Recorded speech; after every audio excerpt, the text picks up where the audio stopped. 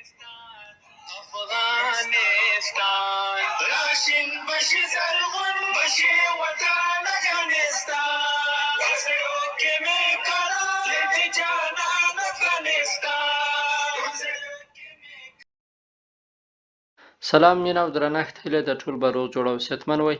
دوستانو د نن ورځې درس کې شخصي ضمایر په اکوزاتیو حالت کې وایو. دا چې شخصي ضمایر کومه ضمایر ته وایي په دې اړه مخکې ما ویډیو جوړه کړې، کولی شئ هغه وګورئ. دلته صرف د شخصي ضمایرو تعریف کوم. شخصي ضمایر هغو ضمایرو ته وایي چې د نوم پر ځای باندې استفاده کیږي او د نوم له بیا تکرار څخه مخنیوی کوي. اکوزاتیو حالت هم ما تشریح کړی دی دوستانو، په دې اړه باندې مې ویډیو جوړه کړې ده، کولی شئ هغه ویډیو وګورئ. تعریف مې هم کړی ده، حروف اضافه چې ورسره راځي، کوم ارتکل ورسره راځي، په ټوله معنا مې اکوزاتیو حالت تشریح کړی ده. اوس چې دلته د بیا تشریح ضرورت نه وینم، راځم صرف تعریف یې کوم. اکوزاتیو حالت یا پښتو کې ورته مفعولي حالت وایي، د یو چا یا د یو شي حالت ښایي. راځو په درس شروع کوو. پرسونل پرونومن ام اکوزاتیو، شخصي ضمایر په اکوزاتیو حالت کې، مفعولي حالت کې. ښه دوستانو، لومړی چې دې لپاره چې اکوزاتیو حالت کې شخصي ضمایر ووایو، لومړی باید په نومیناتیو حالت کې هم زده مو وي. پرسونل پرونومن ام نومیناتیو، شخصي ضمایر په نومیناتیو حالت کې. ایخ، زه، دو، ته، ایر، هغه نر، زی، هغه ښځه، اس، هغه بېجانه یا بېروحه، ویر، مونږ، ایر، تاسې، زی، هغوی، جمع، زی، تاسو، مفرد، د مؤدبانه یا احترامانه وخت کې استفاده کیږي. اوس راځو شخصي ضمایر په اکوزاتیو حالت کې وایو. پرسونل پرونومن ام اکوزاتیو، شخصي ضمایر په اکوزاتیو حالت کې. میخ، زه، دیخ، ته، این، هغه نر، زی، هغه ښځه، اس، هغه بېجانه یا بېروحه، اونس، موږ، اویخ، تاسې، زی، هغوی، زی، تاسو. دلته دوستانو په معنا کې دومره فرق نه راځي، خو کله په جملو کې چې استفاده سي بیا ایخ یوه معنا ورکوي او میخ بله معنا ورکوي. راځو اوس د هر یو په جملو کې استفاده کوو. دی سطسې جملات. لیبس دو میخ، آیا ته زما سره مینه لرې یا دې زه خوښېږم؟ دلته مو میخ استفاده که.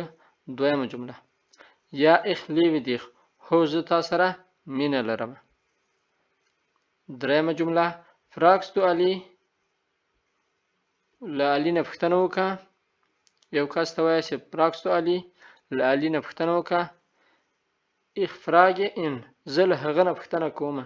ده بیرته جواب درکړ دا کس، وایي زه له هغه نه پوښتنه کومه.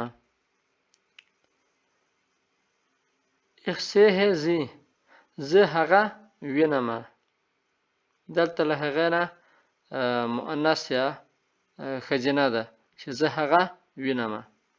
یو څوک درته وایي چې ته دې معلمه وینې، ته په جواب کې ورته وایه ایخ سیه زی، زه هغه وینمه. راځو بلې جملې ته. تریفس دو فاطمه unterwegs، په لاره کې له فاطمې سره وینې. یا ایخ تریفې زی یدین تاگ، هو زه هغه هره ورځ وینمه. د مثال په ډول فاطمه ستاسو استاده ده، یو کس درنه پوښتنه کوي چې آیا فاطمه په لاره کې وینې، ته ورته وایه یا ایخ تریفې زی یدین تاگ، هو زه هغه هره ورځ وینمه. بل مثال ته راځو. ناصر سوخ اونس، ناصر موږ پلټي یا موږه ګوري. ایخ هابی اویخ gefunden، ما تاسې پیدا کړی. سوخس دو علی او ناصر، آیا ته علي او ناصر ګورې؟ یا ایخ سوخ زی، بله یا هو زه هغوی ګورمه، زی هغوی. Kannst du bitte Herr Ali mitnehmen؟ Gerne nehme ich sie mit. هو زه هغه را سره اخلمه. په بښنې سره دوستانو دلته د دغه زی په ځای باندې باید ان راسي، دغه ان راسي، زه هغه له ځان سره اخلمه. پوه شوې؟ دلته ما نه یو اشتباه شوې، دغه زی په ځای باندې دغه ان کولی شئ راولئ. Kannst du bitte Herr Ali mitnehmen? آیا کولی شئ علي در سره واخلئ؟ Gerne nehme ich sie mit. زه هغه را سره اخلم. راځو درس ادامې ته. دوستانو د درس په ادامې کې ما یو شمېر د ورځې وختونه راخیستي دي چې تاسو ته معرفي کړم چې کوم حالت ته له څو بجو نه تر څو بجو ته څه وایي.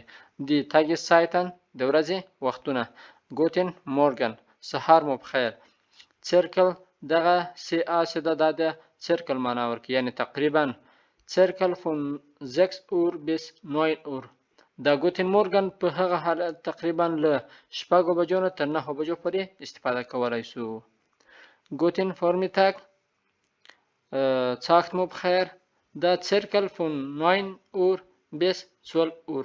دا تقریبا له 9 بجو نه تر 12 بجو پورې کولای شو استفاده کو. ګوتن میتاګ غرمه مو بخیر. سرکل 12 اور. دا کولای شو تقریبا په 12 بجو کې استفاده کو. Guten Nachmittag ماسپښین مو بخیر. Circle von 1 Uhr bis 17 Uhr. تقریبا له 1 بجې نه تر 5 بجو پورې کولای شو دا استفاده کو. Guten Tag ورځ مو بخیر. Den ganzen Tag ټوله ورځ. کله چې تا وویل چې ورځ مو بخیر هدا پر نه ټوله ورځ ده. Den ganzen Tag ټوله ورځ. Guten Abend ماښام مو بخیر. Ab circle 9 Uhr. تقریبا له 19 بجو نه. 19 بجې دوستانو څو بجې راځي؟ د مازدیګر یا د ماښام 9 بجې راځي.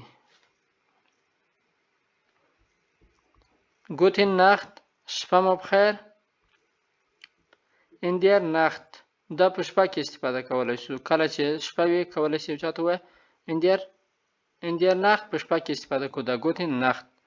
دلته ګوره دوستانو فکر مې د نور ټولو سره ان سته خو دلته ان نسته. Gute Nacht شپه مو بخیر.